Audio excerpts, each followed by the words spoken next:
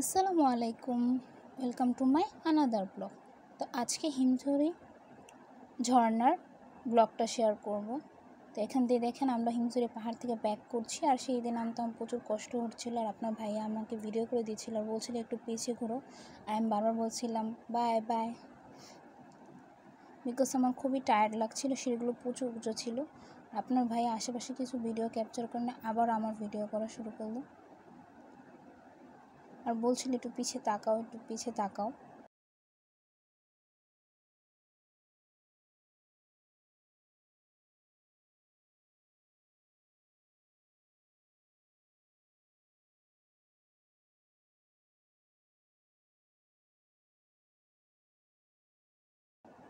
আর এখান থেকে হিমছড়ি বিচের ভিউটা খুবই সুন্দর ছিল। আপনার ভাইয়া বলছিল আমাকে একটু ভিডিও করে দাও, দেখুন কিভাবে পোজ নিচ্ছে। আর বারবার বলছিল ভালো করে ভিডিও করছো তো, ভালো করে ভিডিও করছো তো।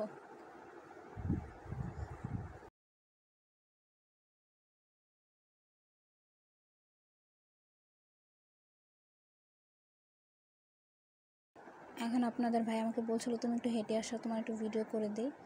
দেখতেই পারছেন আমার চেহারার এক্সপ্রেশন, আমি কতটা টায়ার্ড।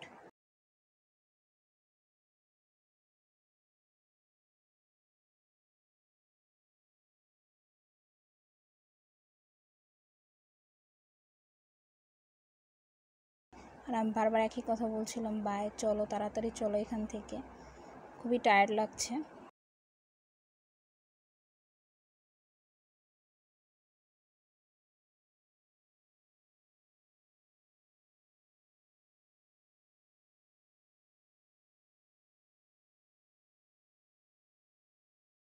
আর আশেপাশের ভিউটা খুবই সুন্দর ছিল। আপনার ভাইয়া শুধু আশেপাশের ভিউ নিচ্ছিল, এখন সে নিজেকে একটু ক্যাপচার করছে, দেখুন সে কীভাবে পোজ দেয়।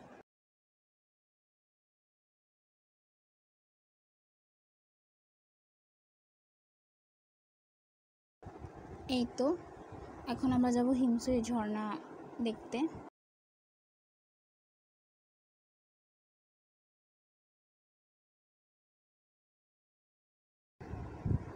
আর আপনাদের ভাইয়া অলওয়েজ ছবি তোলার জন্য প্রস্তুত থাকে।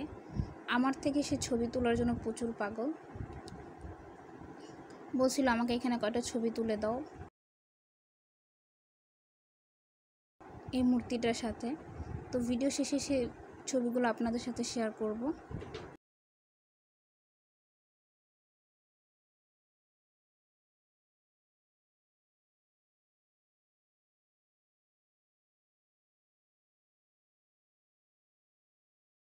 আর এটা ছিল আশেপাশের ভিউ, আমি ভালো করে ক্যাপচার করতে পারিনি।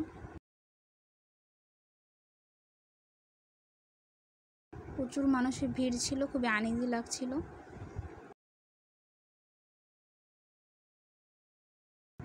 এই তো হিমছড়ি ঝর্ণা চলে আসলাম।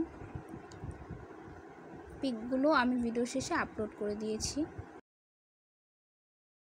তো আজকের ভিডিও এই পর্যন্তই, সবাই ভালো থাকবেন, আল্লাহ হাফেজ, দেখা হচ্ছে নেক্সট ভিডিওতে।